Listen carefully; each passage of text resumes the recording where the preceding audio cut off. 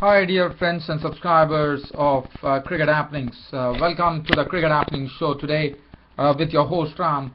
And well, what a day we had in the 4 days play in New Zealand at Basin Reserve in Wellington, where records tumbled like what do you call? Records were tumbling one after the another, with the highest ever partnership in Test cricket being put for the 6th wicket between the New Zealand captain Brendon Mcullum, who was not out on 281 with 28 fours and 4 sixes. Jimmy Neesham was not out on 67 of 96 balls with 9 fours on his debut, and BJ Watling went on to score 124 with 13 boundaries, and the partnership between Brendon Mcullum and BJ Watling actually setting a record for the 6th wicket partnership in Test cricket by putting on 352 runs for the 6th wicket, and that enabled New Zealand to be, just imagine this, New Zealand the other day were 94 for 5, and now they have gone on to dictate terms to India with only 1 day to go. And what is going to be very, very important tomorrow is Brendon Mcullum is just 19 runs short of the first triple century ever hit by a New Zealand batsman in Test cricket. What a moment that is going to be. But Brendon Mcullum, well, he definitely said that he would probably go for a win, and he said that probably he might not see New Zealand bat again. Well, I would definitely love to see Brendon Mcullum get to his triple century. He richly deserves it. There's mostly 1 day to go, and Brendon Mcullum can just come there and slam the Indian bowlers from the first ball itself, and go on to that very, very proud record. He would be writing history as far as New Zealand cricket is concerned tomorrow if Brendon Mcullum would be getting the first triple century ever hit by a New Zealand Test batsman in Test history. What a proud moment that would be on the 5th day. So the 5th day significance is all about Brendon Mcullum going on to make his triple century in Test cricket. As I said, that would be the first ever triple century by a New Zealand cricketer in the history of Test cricket. So good luck to Brendon Mcullum for those 19 runs that he has to get.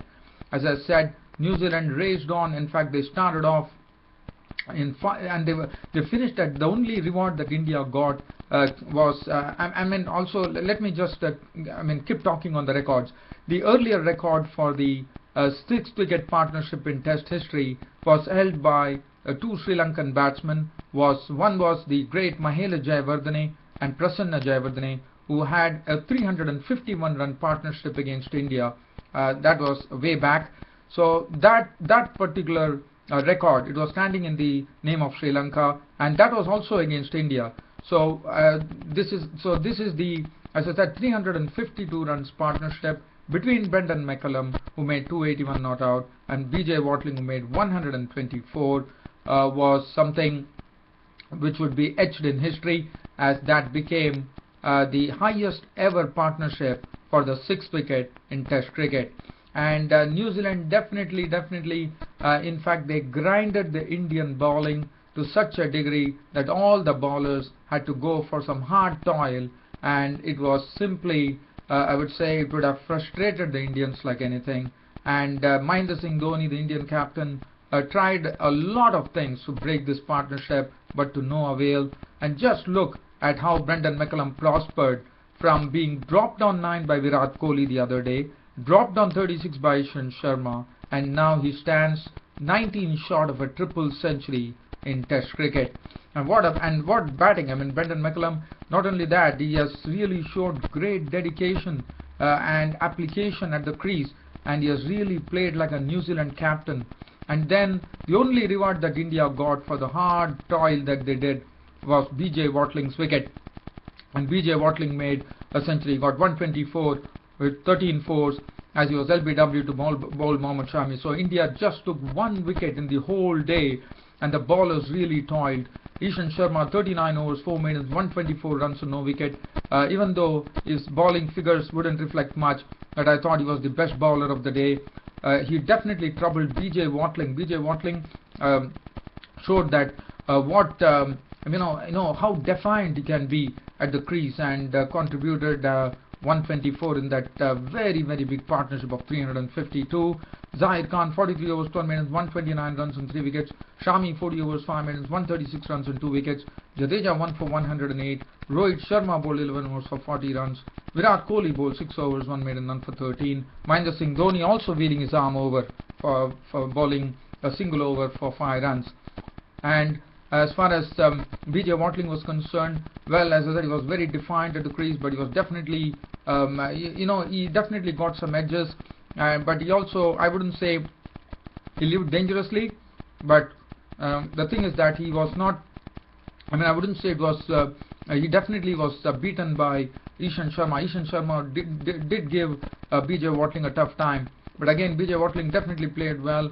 He hit some cut shots, he hit some streaky edges too, and Brendon Mcullum, as we all know, was in full flight as far as batting was concerned. But what was important was he curbed his natural aggressive instincts and went on to make 281. So now New Zealand are 325 runs in front of India. This is the last day of the test match, and as I said, I would love to see Brendon Mcullum go on over there and make his first triple test century ever by a New Zealand cricketer in test history.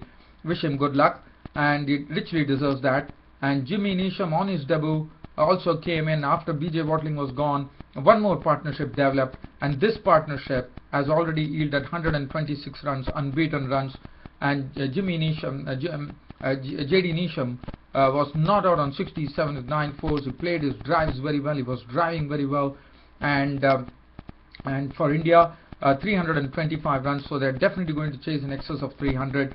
But one thing is there, India would have nothing to lose but to go for it, because they already lost the first test. For Brendon Mcullum, as I think he should come in and get his century, get those 19 runs to write history as far as New Zealand test records are concerned, and then and then India will be batting, and then expect his bowlers to try to bowl out India on the last day. So how the match has really turned. India at one time taking a 252 run lead, and now India are the ones who are having their backs to the wall against New Zealand. But well, as I said, the 5th day, one is really waiting to watch it, and I am definitely waiting to watch it, with Brendon Mcullum going on to make the first triple century ever by a New Zealand cricketer in test history. Okay, so let's get off from here and then look at the other game. This was a game between Bangladesh and Sri Lanka. I'm going to be a bit brief because of short of time today. This was a Bangladesh versus Sri Lanka. The one-day series had started today in Dhaka. After all the T20 matches which went down to the wire, today it was a case of both the teams collapsing. First, Sri Lanka collapsed from 67 for 8 to recover to being all out for 180. It was all in the main due to Thisara Pereira, who smashed 80 runs of 57 deliveries with 4 fours and 6 huge sixes, and he got good company from Sena Naike, who contributed 30 runs of 48 balls with 2 fours and 1 six. And for Sri Lanka, 67 proved to be good, because from 67 they took the partnership. Sri Lanka went on to make a score of 180 runs. They were all out for 180, and so it was definitely a low score as far as this particular ground was concerned.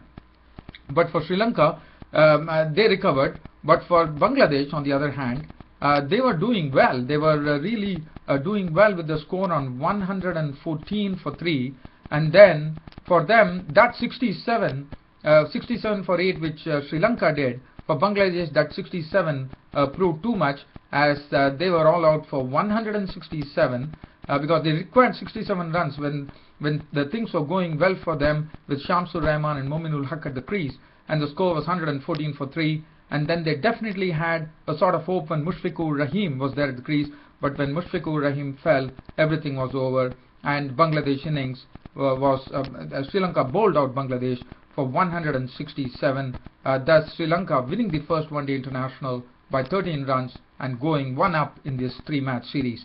So just talking about the nothing, as I said, I'm a bit short of time today, so it is going to be a quick wrap up here as far as this particular one-day international is concerned.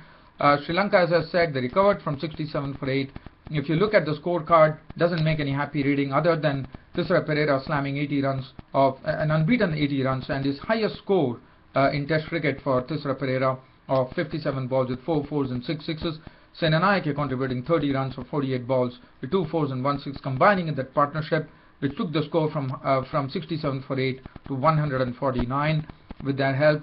And as far as the bowling was concerned, well, the pace bowlers did a good job. Amin Hussain 1 for 34, Rubail Hussain got 2 for 37, Shakib Al Hasan and Arafat Sunny bowled pretty well. In fact, Arafat Sunny was making his debut, the left-arm spinner, after doing admirably well in the T20 matches. So Shakib Al Hasan 2 for 29, Arafat Sunny 2 for 31, Sohail Ghazi 1 for 22, and Mahmudullah. So the Bangladesh bowlers definitely did their job and got to 180.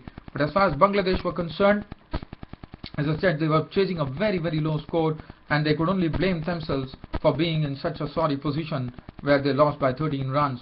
Bangladesh, well, as far as Bangladesh were concerned, they definitely lost an early wicket in the form of Anamul Haq for duck. But if you look at the Bangladeshi innings, it was Shamsur Rahman who was very, very aggressive along with Mominul Haq, and Shamsur Rahman hit a beautiful 6 of the hips of the bowling of Lasith Malinga, which was a great treat to watch, and Shamsur Rahman contributing 62 runs of 49 balls with 5 fours and 3 sixes. He was absolutely aggressive, and Shamsur Rahman was run out for 62. Mominul Haq, there are only 3 players who actually got into double figures in this Bangladeshi score, with Shamsur Rahman contributing 62, Mominul Haq contributing 44 of 53 balls with 7 fours, and Mushfiqur Rahim, the Bangladeshi captain, contributing 27 of 50 balls with 1 6.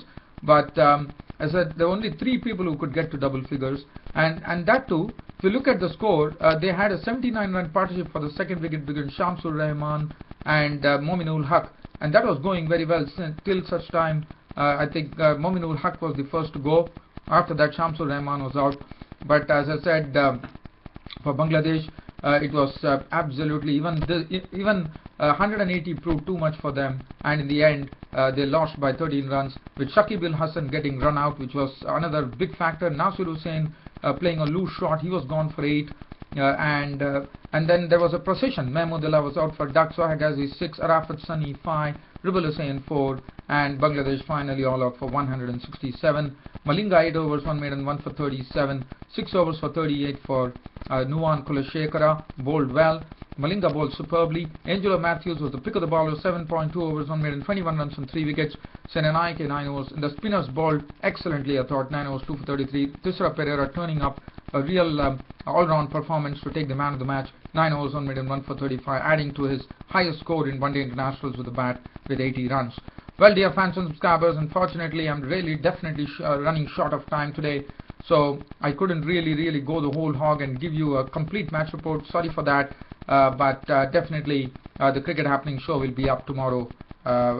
Till such time, I see you. As I said, please keep an eye glued onto your TV sets with Brendon Mcullum going on to, I mean, definitely, I'm sure he's going to definitely bat probably another half an hour or so, and then try to get that 19 runs as quickly as possible against the Indians.